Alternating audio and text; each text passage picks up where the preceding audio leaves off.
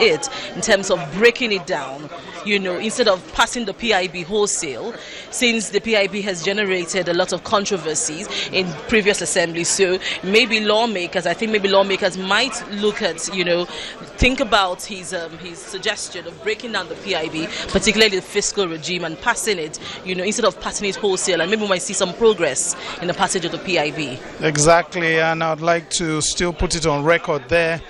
He spent over 1 hour, 20 minutes Harry, why are on you the so clock. interested in this time? Maybe it's because we would like to let people understand how long this process is going to be. And, there were some criticisms yesterday that it appeared the lawmakers were not as tough as one expected. Yes. So it appears today they're being very tall. I think maybe they listened to people on social media, because I also saw some messages in social media criticizing the lawmakers that they were not thorough enough, they didn't grill them enough. So it's a good thing that we're seeing more questions, more specific questions being asked to the first two ministerial nominees, even though that would mean that we're going to stay here longer. And I don't know how they would be able to question, to screen all 10 nominees, because on the other paper 10 ministerial nominees are listed on the other paper for today, for screening today. I don't know, it's already past 1?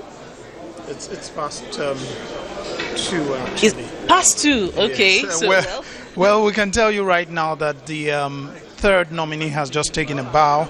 Abubakar Malami, Senior Advocate of Nigeria, now getting ready to have his turn.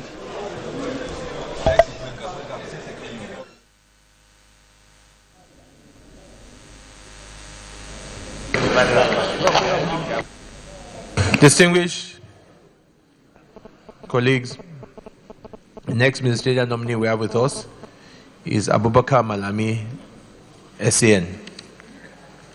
So Malami, you're welcome. We have your CV. We want you to give us a brief information of yourself. You don't need to talk at length about the entire CV. Just highlight the areas that are important that you want to make emphasis on, or if there are parts of the CV that has been omitted, tell us about that. And after that, we'll ask you a few questions. Your Excellency, the President of the Senate of the Federal Republic of Nigeria, Your Excellency, the Deputy Senate President of the Federal Republic of Nigeria, distinguished noble leadership of the Senate of the Federal Republic of Nigeria, distinguished senators, good afternoon. My name is Abubakar Malami. I am from Kebbi State by origin. I'm a private legal practitioner, a politician, and a businessman as well.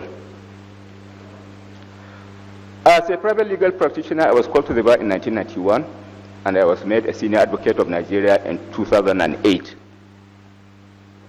As a politician, I was the former legal advisor of the defunct CPC, Congress for Progressive Change, and I contested for governorship in 2015 dispensation in my state, Kebbi State.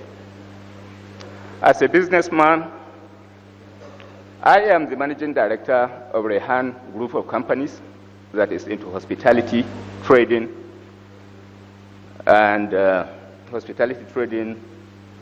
among others. I am happy to be before you this afternoon, distinguished members of the Senate.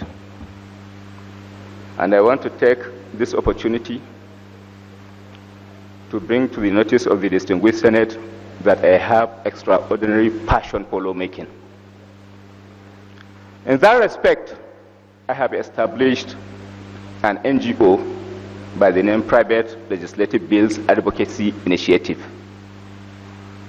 We have over 50 bills that we intend to present as private individuals for the consideration of the National Assembly for passage.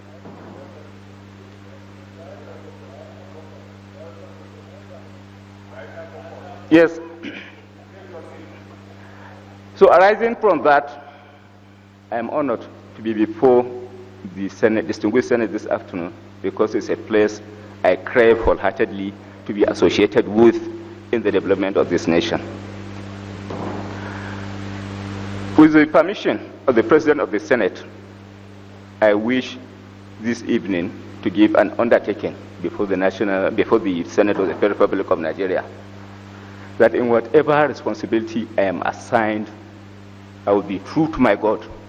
I will be true to the Federal Republic of Nigeria, and then I will be true to the President of the Federal Republic of Nigeria, at whose instance I am before you. Inshallah.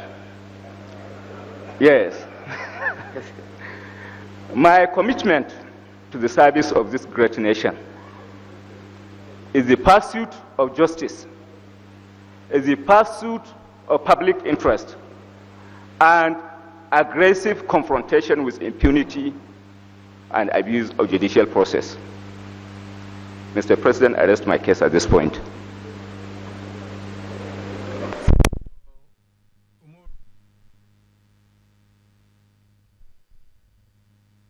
Thank you, Mr. Chairman. My name is David Umaru. I represent Niger East Senatorial District.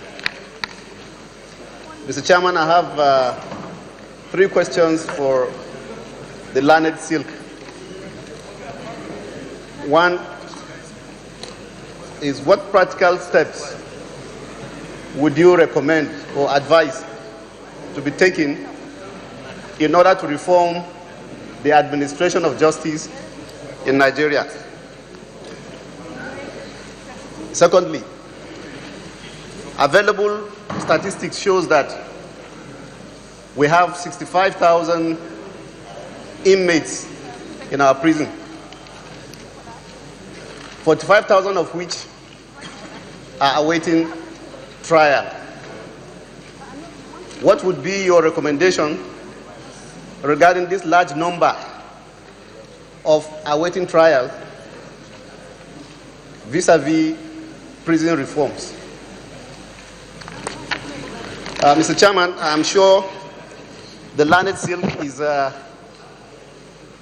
aware of a recent judicial decision in the case of Judicial Staff Union of Nigeria versus National Judicial Council and AG of the Federation and 74 others, a decision of the Federal High Court regarding the financial immunity for the judiciary as enshrined in Section 81, subsection 3, Section 121, subsection 3, and Section 162(9) of the 1999 Constitution, as amended. My question in that regard is, what is your attitude, or shall I say, what would be your recommendation with regards to the grant of full financial autonomy to the judiciary as guaranteed by our Constitution and adumbrated in that judicial decision that I have mentioned to you? Thank you, Mr. Chairman. Senator Kaura.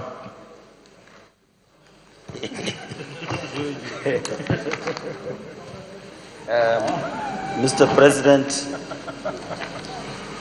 distinguished colleagues,